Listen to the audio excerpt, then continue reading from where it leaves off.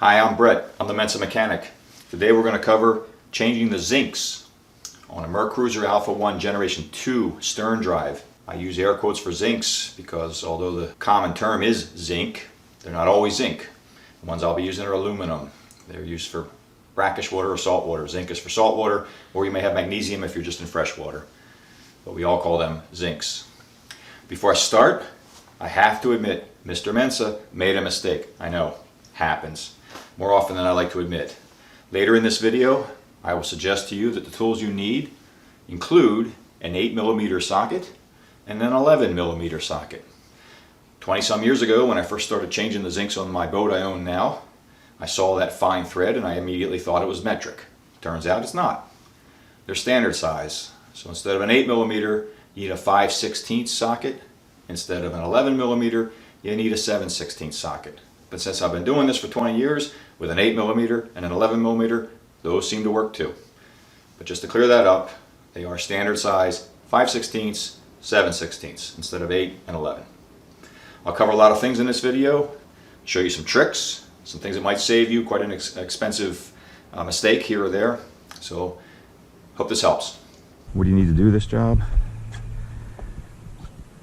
Tool-wise, you can use a Mercury prop wrench if you have one. I like to use a socket wrench actually. 1 1/16 socket. Get the propeller off. You have to take the propeller off. You need a 3/8" drive ratchet. You'll definitely want a 1/4" drive ratchet, possibly with a small extension. That's an 8mm socket, 11mm socket. This is a hex drive. Not sure what size it is. 3/8. Possibly something to dig with, get salt out of there. Screwdriver, hammer, zinc kit, of course, with all the zincs. And then I like to replace the hub kits on the props when I take them off. You might need some lubricant to get some of the bolts loose, and some grease for the prop. Now if you consult Mercury, they'll give you all the types of grease and everything you want to use. I've just been using standard automotive grease for years. I've been maintaining this boat for 20 years now, and I've done this many times, and I've always had success doing it this way. So let's start with the prop. Now look what I've done with the drives. Now the best way to do this is if you can get the boat out of the water and on land where you can stand behind the drives. Next best, I guess, is like I've got on a lift. I got to hang out over the drives. See that I've got them angled up a little bit. When that prop comes loose, you don't want it falling off into the water on you, so angle them up a little bit. Port prop out to where we can get to it. So let's turn the wheels like we want to turn left. Alright, so now the prop and the drive are pointed at us. I don't know if you can see this, but the prop net is held on, well, guarded by this little nut guard here. It's got two flanges that bend up against the nut.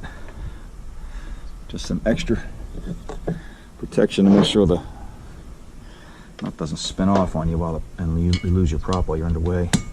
So you got to bend these back. There are two of them on my particular drive. Depending on how old yours is, you might have a different setup, but you will definitely have these bendable tabs that you have to bend away. All right, there, the tabs are bent away. I can get the nut off now. Now, if you don't want to give your tools up to King Neptune, you might do what I've done in the past, which is tie a string around the tool and one around your wrist. That way if you drop it, you don't lose it in the water. I've given up a few tools to Neptune. You need something to stop the prop from turning. I just usually prop a piece of wood up against the anti-cavitation plate.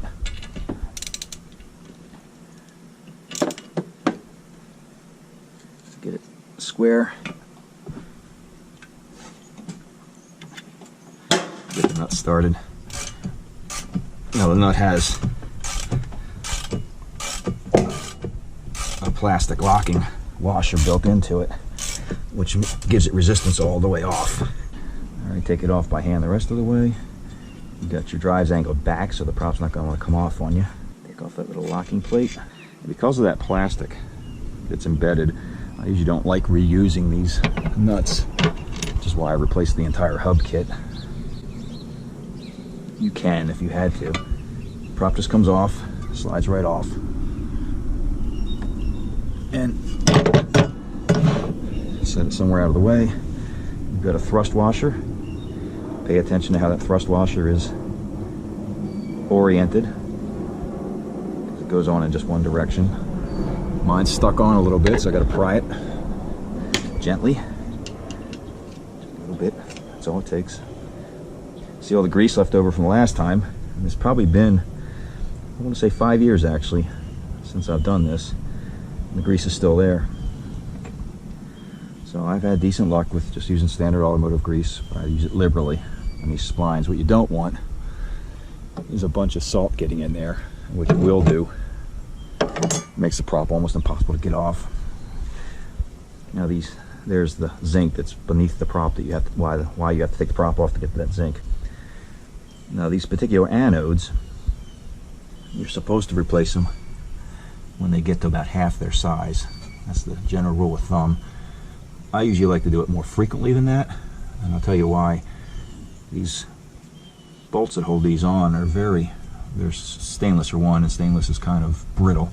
It doesn't give you any warning when it's going to break.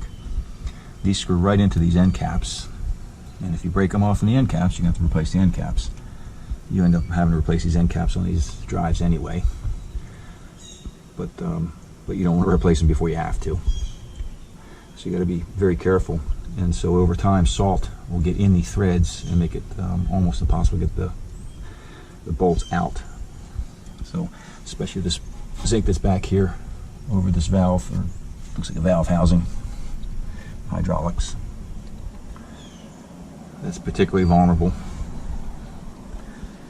This one in here usually isn't too bad. So let's start taking off the zincs. There's a zinc plate underneath it, protecting the anti-cavitation plate right there.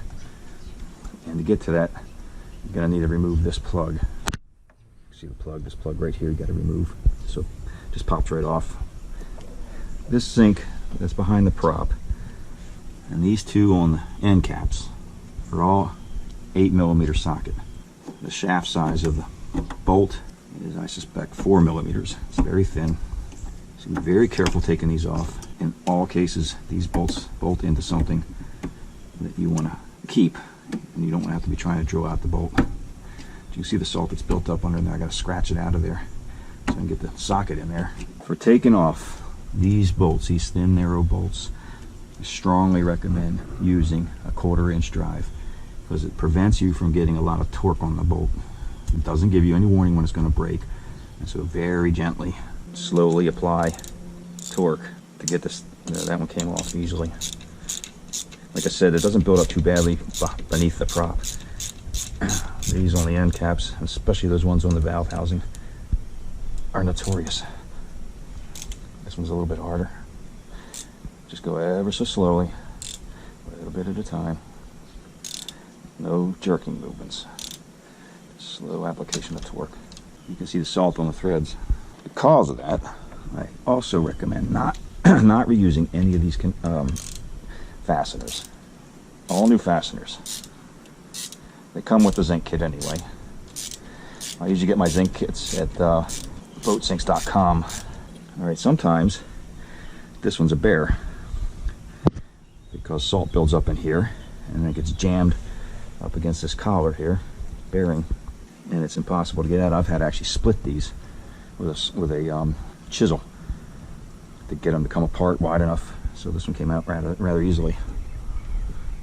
Not always that way. That's another reason why you want to do this more frequently than you have to, just to kind of protect yourself from having to run the risk of breaking one of these bolts off.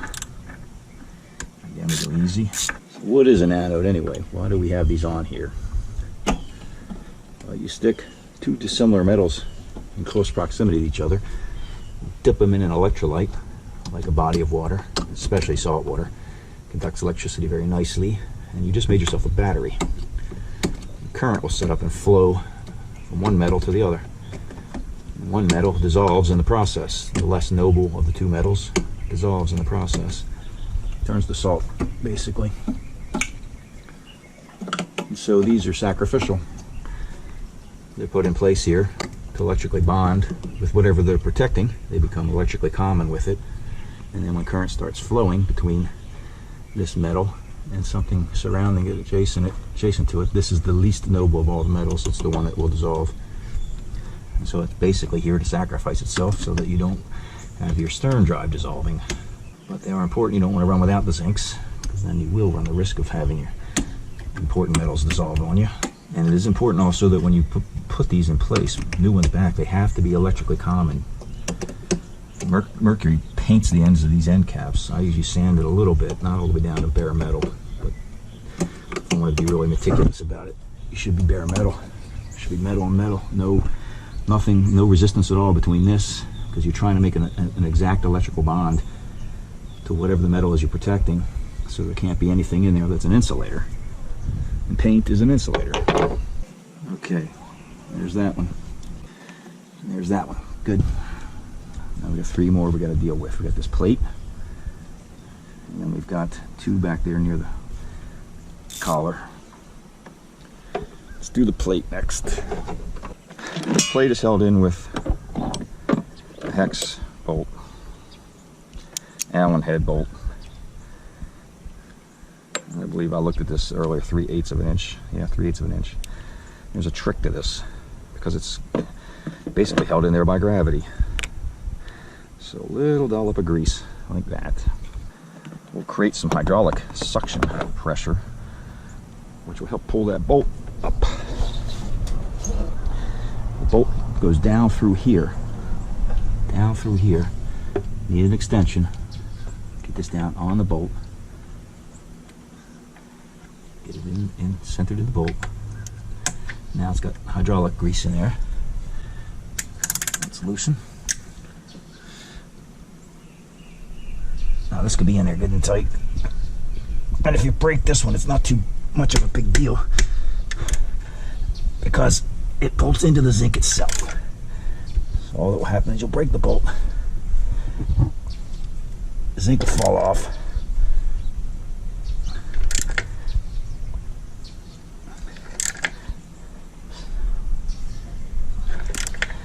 This one has a lot of salt in it. You can see the salt blowing away in the air. So hold it from underneath so you don't drop it in the water. Finish unbolting it. Alright, there's the zinc. If you put grease on here and you pull up, guess what happens? The bolt comes with it. See, the grease pulls, creates a suction, pulls the bolt out with it. And we'll use that same exact grease to put the new one in. And we might as well do that now. Brush away any salt that may be still sitting up in here.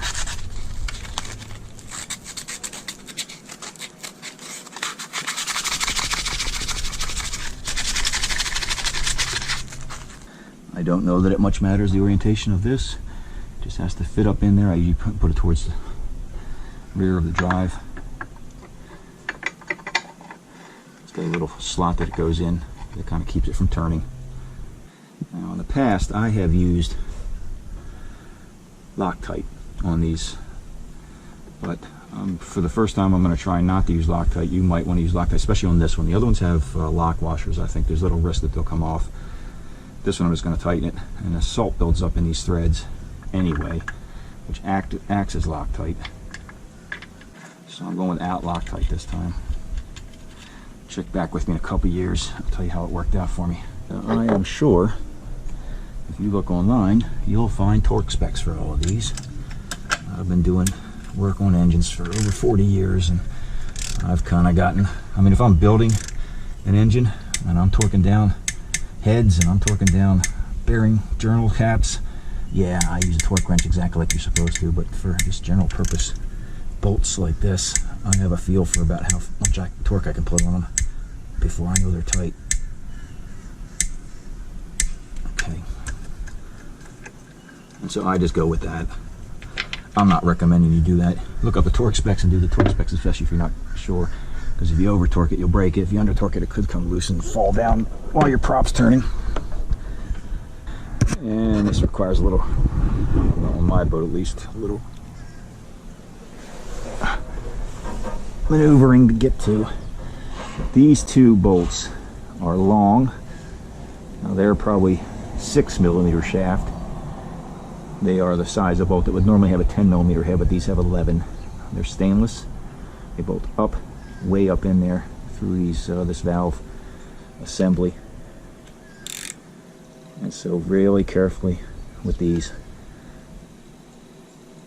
Gently, gently, gently. No jerking motion. Just gentle pressure. And on this particular valve housing, I squirted penetrating oil several days ago up in there. You might use some sort of salt dissolving solution if you can find something like that that doesn't attack the metal. But the penetrating oil seems to work, so let it sit for a few days. If you break these bolts off, you've broken them off into the housing, and you're kind of screwed. You might not be able to get a zinc back around here if you break them off, both of them. So very slow, very careful with this particular. Yeah, if you use a 3/8 inch ratchet on these, you run a definite risk of breaking them. 5 down and 1 to go. And that's this on top of the plate back here. It's also 11mm bolt size, head size. And these, you might have to break out the 3/8 inch ratchet, and that's what I'm going to do. These bolt into the zinc, so if you break the bolt, no big deal. So you can go to town on these. Switch over to 3/8 inch ratchet, get some torque on these. Somebody might be wondering, well, what if you can't get your boat out of the water? Can you do this with the boat in the water? I don't know, I've never tried it. I don't think it would be a good idea to try it. But if you had to, I guess you could. Stern drives, you can crank them all the way up and give you halfway decent access to the prop. And the one under the prop and the two on the end caps. These back here, this will be a bit of a challenge, especially if they're below the water line. See, that broke off. That's what I mean about these stainless bolts, but it's no big deal on this particular zinc because they bolt into the zinc. And so what if it breaks off? No big deal. But the other ones, yeah, big deal. So be careful with the other ones. And you can see that's exactly what I meant using a 3/8 inch ratchet. You're liable to break it off because you can't feel how much torque you're putting on it as easily. Alright, let's clean up these surfaces. Again, we're trying to make a decent electrical bond, so at least get the salt off of them. If you're going to sand on these end caps like I'm doing, be careful not to sand the shaft. Now, some might argue that the bolts and going into the threaded holes is sufficient electrical contact, and that might be true, but I just kind of give it just a little bit more. I'm not taking all the paint off, just around the edges. And by the way, if you have drives like these Alphas and they get to a point where you can get them to go up but they won't go down, it's usually these end caps. These end caps seal up tight and then basically bind against these shafts, and the shafts won't go down. What I was told by a mechanic is these hydraulic lines are working with positive hydraulic pressure in pushing the piston out, which would pick the drive up, but it depends on the weight of the drive itself. And then of course if you're underway, you'll have thrust to push it back. It doesn't actually positively retract the drive, so it doesn't take much to bind and stop the drive from coming back in. I've had these things replaced numerous times, most recently a couple of years ago, by what is supposed to be an improved design, so we'll see.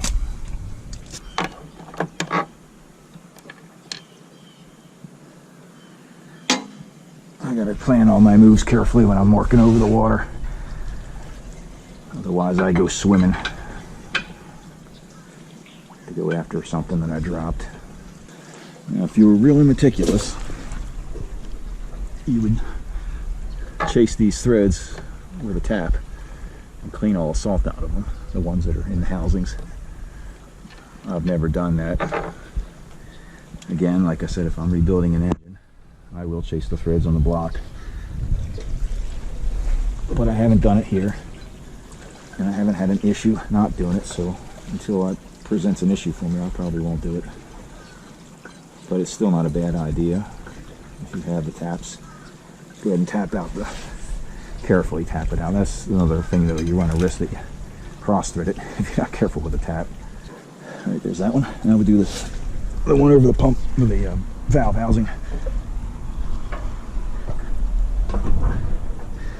That was a little bit of a challenge because it has this gasket. So let's get the lock washers on. This gasket goes right here like this. Hexagonal side goes forward. The rear faces aft. Start with the one closest to me. Get it started.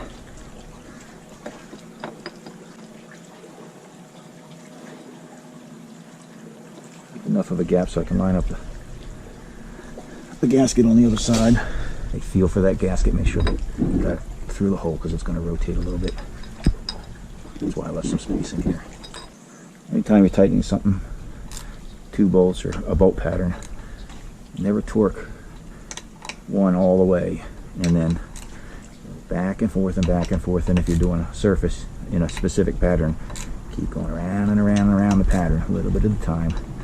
They get them both to the torque. There we go. As you put the zinc this way with the opening down, I don't know that it matters. I don't think that it does. The opening's there just so you can get it around the shaft and the shaft can operate. Now I like to, especially on small bolts like this, bring the socket off and go fingers till I'm sure that I haven't cross-threaded these things. Don't start putting torque on them until you feel that you've got several threads started. Okay, they're good. Now I can torque them. Now I've had mechanics, I prefer to do this job myself, I've had mechanics give this boat back to me without these end cap zincs on it. They replaced the end caps, but they didn't put the zincs back on. And I find that to be quite objectionable. They're very important, otherwise they wouldn't have been on here in the first place. I've had mechanics take these end caps off with pipe wrenches and leave deep gouges in them. Yeah, I'm supposed to take it off a spanner wrench. You see the holes drilled in them. That's for points in a spanner wrench. You're supposed to pull them off with a spanner wrench. And I think they probably think the boat's going to go back in the water. The owner will never know. Except this boat comes out of the water and I can see it. One more. I got to put the prop back on. Now on this one, you notice there's a thick tab and a thin tab. I usually put the thick tab down. Again, I don't know that it matters. It lines up bolt-wise either way.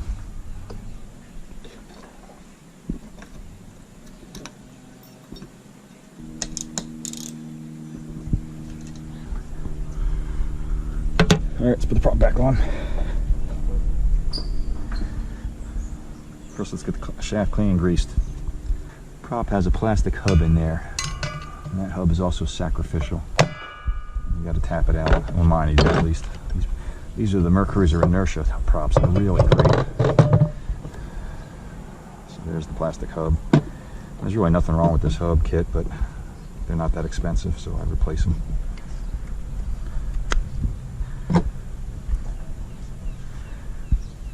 Yeah, the purpose of the hub kit is the shaft drives this, which drives the plastic hub, that drives the prop.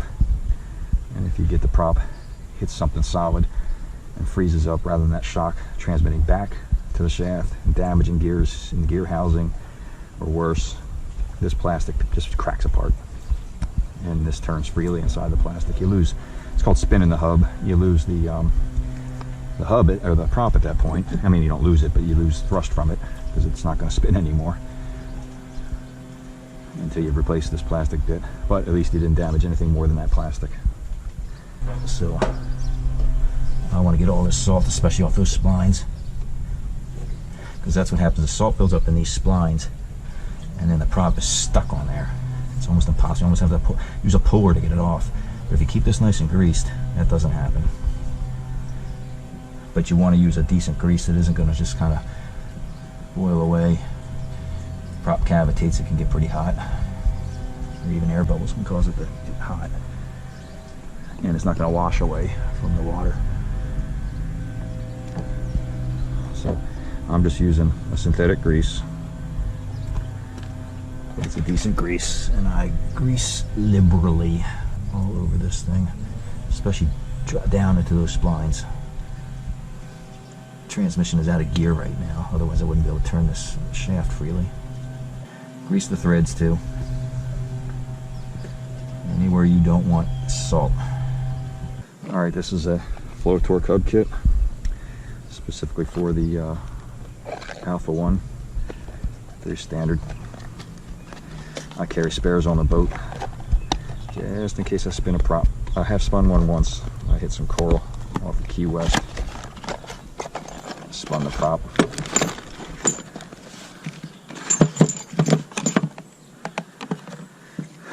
But there's the plastic hub, the inner hub, lock for the nut, thrust washer. So, plastic hub is easy. Put this bit right there so it faces out, goes in like that. And this one I have to tap it in a little bit.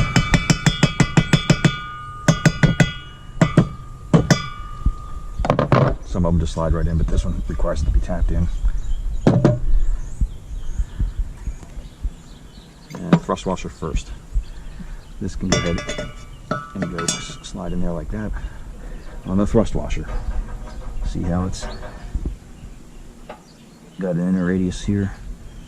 This goes out. Now, if you have twin engines, chances are your props spin opposite each other, and they usually spin towards each other at the top. That means that the starboard spins in the direction of the engine, because engines rotate clockwise. And when you look at them, you're looking at them, a standard engine rotates clockwise. So that's standard. That's a right-handed prop. This is a left-handed prop. You can't switch these props around. That's why I do one of these at a time, so I don't run the risk of putting the props on the wrong drive. Otherwise, you put it in forward and it goes reverse. But you can see this says left hand right there. But I take the chances out of it by doing one at a time. Just got to get the inner hub lined up with the splines of the shaft. And the prop is on. And because I've angled the engine up, it's going to stay there until I put the nut on it. If these go in a certain way, you'll need to see inside here there are two bosses. They fit in these little splines.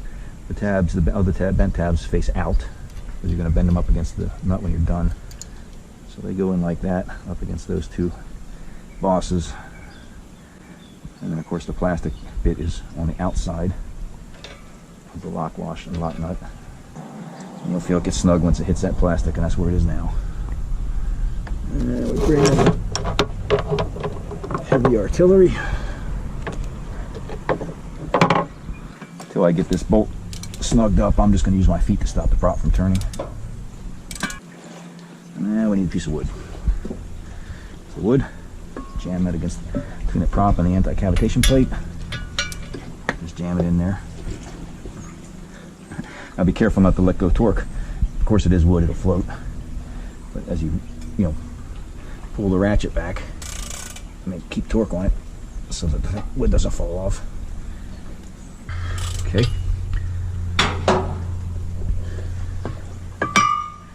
Now, I might have to loosen it or tighten it a little bit, depends on where those tabs ended up relative to the nut. No, they're in a good spot. See, they're flat against the face of the nut. Now we're going to bend the tabs.